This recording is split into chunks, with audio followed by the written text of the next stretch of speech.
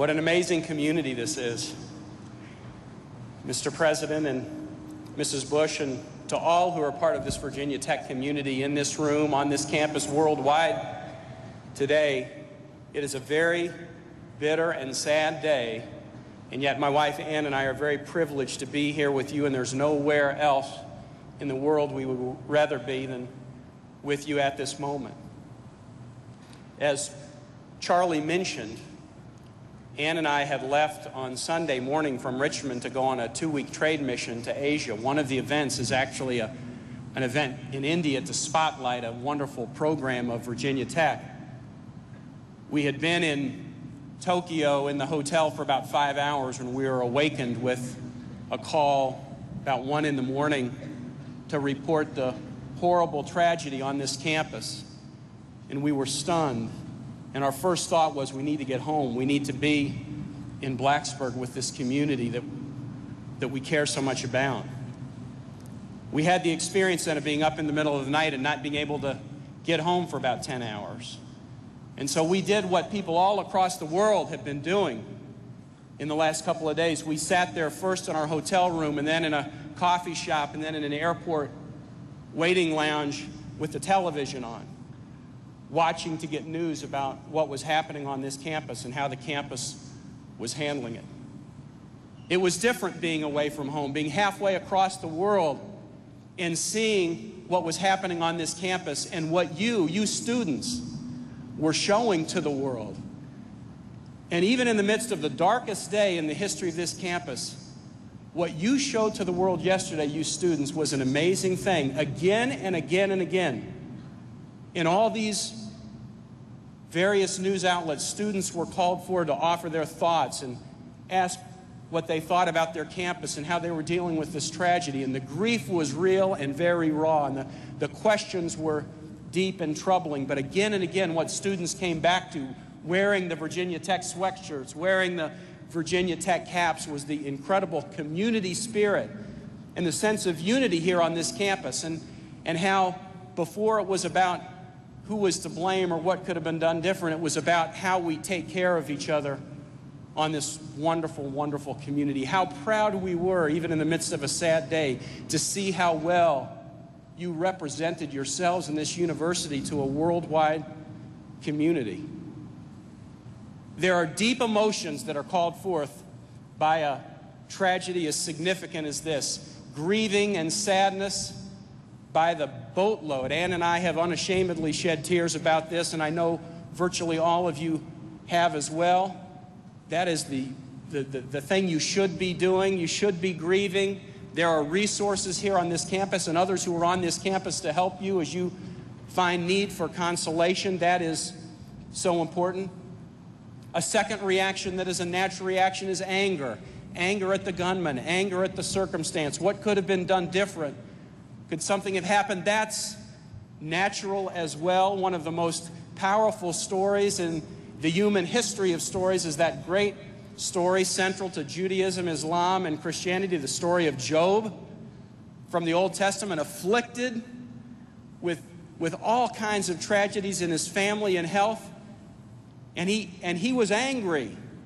He was angry at his circumstances. He was angry at his Creator. He argued with God. He didn't lose his faith. But it's okay to argue. It's okay to be angry. Those emotions are natural as well. And finally, the emotions of the family members most affected, beyond grief, losing a son, losing a daughter, a brother, a sister, losing a close friend. It can go beyond grief to isolation and feeling despair. Those haunting words that were uttered on a hill on Calvary, my God, why hast thou forsaken me? Despair is a natural emotion at a time like this. They're all natural, they're all appropriate. But let me ask one thing of you, this community, as you wrestle with your sadness, as you wrestle with your own feelings of anger or confusion, as you wrestle with the despair, even you family members who have lost people close to you, do not let hold of that spirit of community that makes Virginia Tech such a special place. Do not lose hold of that. You need it as a university because you've always had it. You need to maintain it. We do not need that spirit of community to be a victim of yesterday. No, you need that. You as a community unified together, there is so much you can do for these family members to help bear them up, to help them deal with their grief. If you are unified, there is an incalculable amount you can do to help the family members and friends deal with the loss. We need in Virginia that spirit of community that you have here. We're bold enough to call ourselves not a state, but a commonwealth. A state is a dotted line. A state is a political subdivision. Commonwealth has a meaning. The meaning is what we have, the God-given and man-made resources that we have, we hold in common for a community. And you at Virginia Tech can be that community and demonstrate that community for us in a way that will benefit the entire Virginia. And finally, I would say to you, from having that vantage point of hearing about this on the other side of the world, it's not just you that need to maintain the spirit, the world needs you to. Because the world was watching you yesterday. And in the darkest moment in the history of this university, the world saw you and saw you respond in a way that built community. I was reminded in the airport as we got ready to board to come back, I've seen this story before. I've turned on the television and seen the bad news of a shooting or a weather emergency or a famine. I've seen these stories, and there will be more stories. But there was something in the story yesterday that was different, and it was you. Your spirit of, even in a dark day, of optimism and community and hope and wanting to be together. And you taught something good yesterday, even in a dark day, to people all around the world, and the world needs that example before it. And so I pledge to do all I can, President Steger, and to the members of the community and my team as well, to be with you in these coming days, to be alongside of you in difficult times as we sort through and try to work with families and friends. You have a remarkable community here. Just look around and see this, and see the thousands of students next door. This is a remarkable place. Do not let hold of that sense of community, which is so powerful in this room.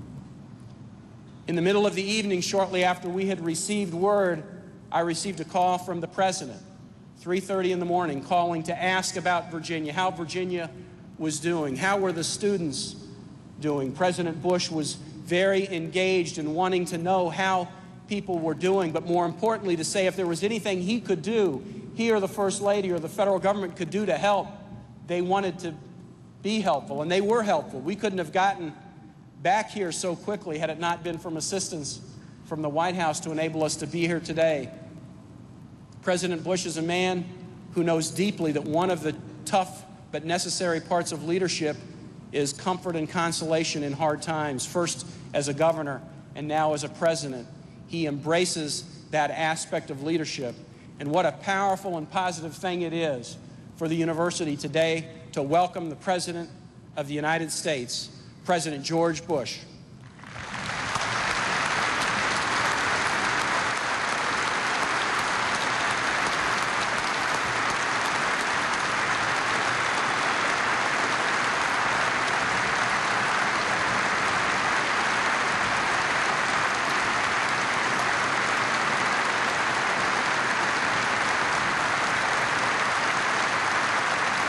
Thank you.